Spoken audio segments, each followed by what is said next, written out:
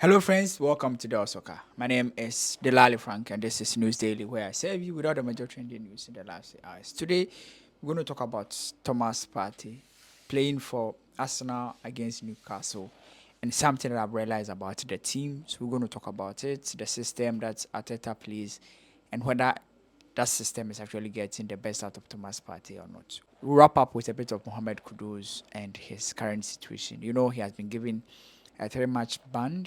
It looks like the ban will be extended. I spoke about it one time on this platform. I'll try to explain what is happening with Kudus. We're also going to talk about Ghanaian players and their performance. Two Ghanaian players have scored. We'll talk about them. And then we'll also mention, remember the two Ghanaian players that have signed for Barcelona. Yeah, I have some updates to share with you. So today is a bit of freestyle. So as usual, if today is your first time on this platform, make sure you hit on the notification bell. Make sure you hit on the subscription bell, and after that, you hit on the notification bell, so that anytime I post any video, you're gonna be the first to see. Without wasting much time and talking plenty, let's get straight into today's video.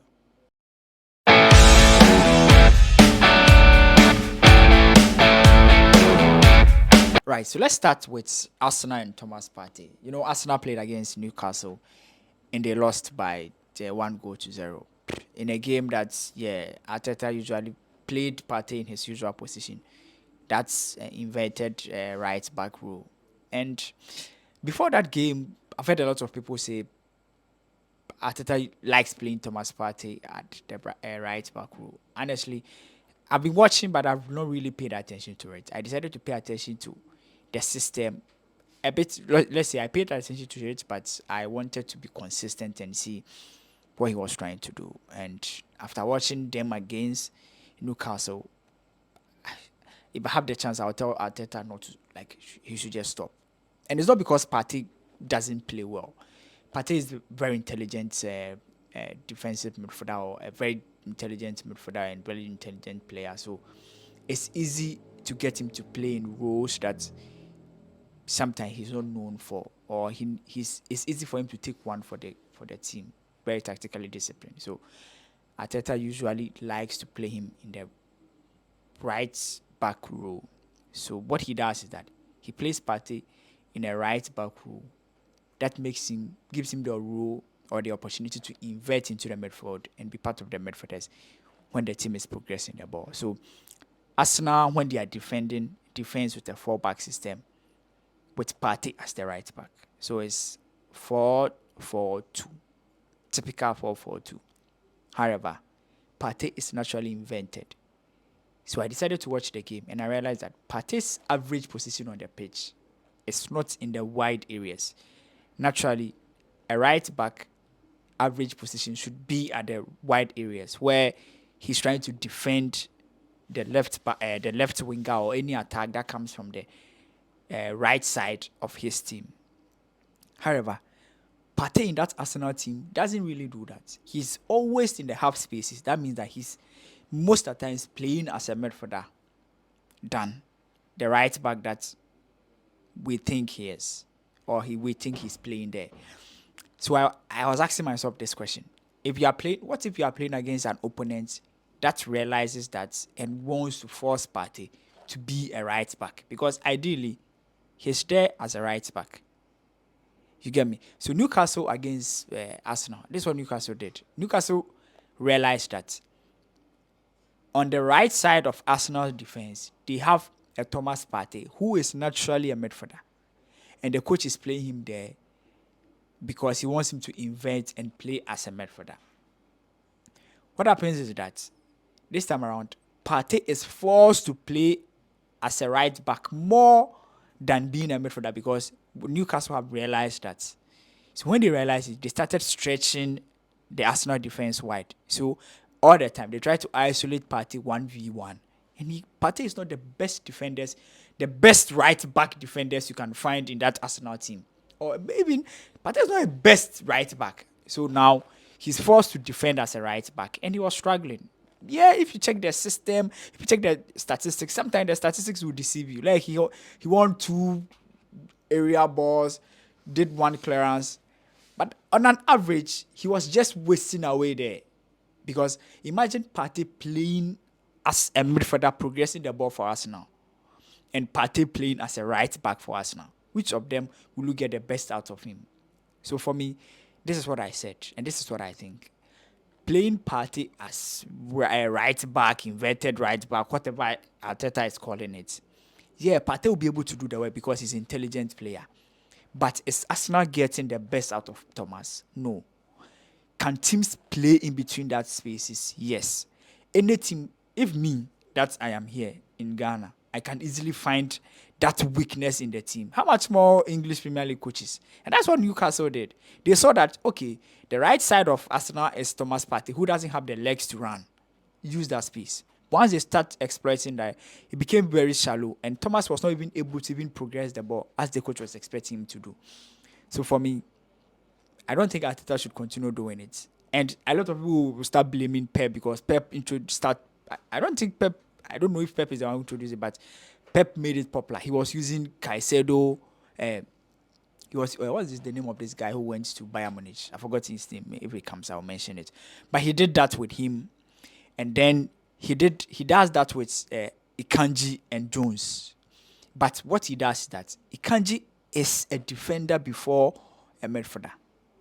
You see, so Jones is also a centre back that usually inverts into the midfield. Ikanji is naturally a centre back who inverts into the midfield. It's easier that way because these players naturally have the ability to defend. So when the opponents find the loopholes in that system, it's easy for them, or it's easy for the player to go and do their basic job, which is defending. But Thomas, this time around, Arteta is converting a forward into defending. It's more difficult to convert a forward into defending than converting a defender as a forward. Do you get me? So it's easy for Akanji to invert into the midfield than Thomas Partey going to play as a right back and inverting into the midfield. You get me? So for me, I think Arteta is just wasting Thomas Partey in that role. It's fancy in book. Like you see, when you are doing the system in the book and on paper, it looks nice. Yeah, Partey is playing as a wing back. He can invert. It's nice, but in principle, he's just wasting him there. And you can see that in the Newcastle game in the second half, he changed it. He tried to play Partey through the center, and it didn't work. I told my friend Selassie that it won't work. Like when Arsenal started the game, I told him it won't work because Newcastle will find it. And Newcastle is not a small team. So you see that system would work when Arsenal are playing against a mid-table team, a relegation side, a team that they will dominate. That one, it makes it easier for Arsenal to play because they will always play on the front foot. But when I play against Newcastle at home, they will come after you. And at the end of the day, you will lose. So that's what I think. You can also let me know what you also think about it. Let's wrap up with just some quick ones. So Mohamed Kudus issue.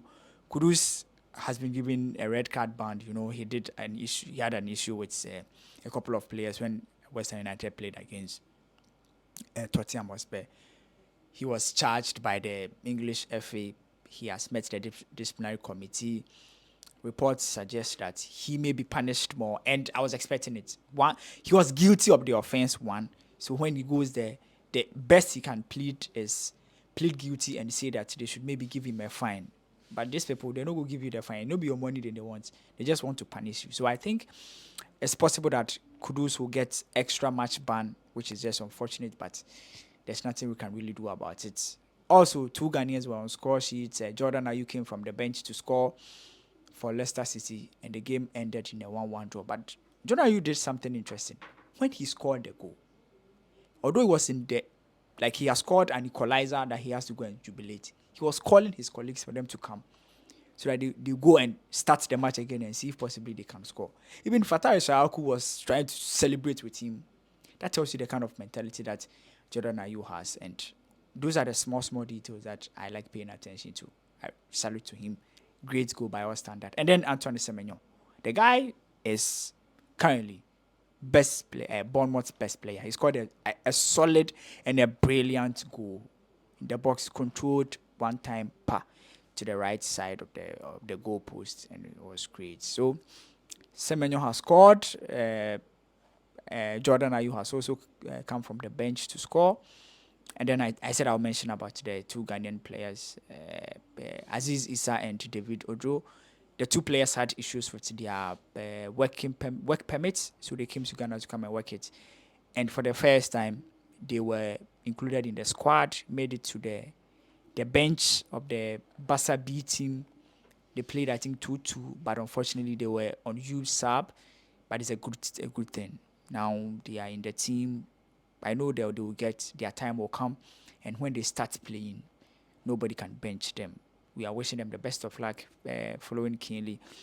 And then if anything happens, I'll let you know. Arsenal fans, what do you think about Thomas Partey playing as a right back and that Arteta Keche? I think he needs to stop. In my opinion, I think he needs to stop. Let me know what you also think in the comment section. My name is Delali Frank. Until we meet again, bye-bye for now.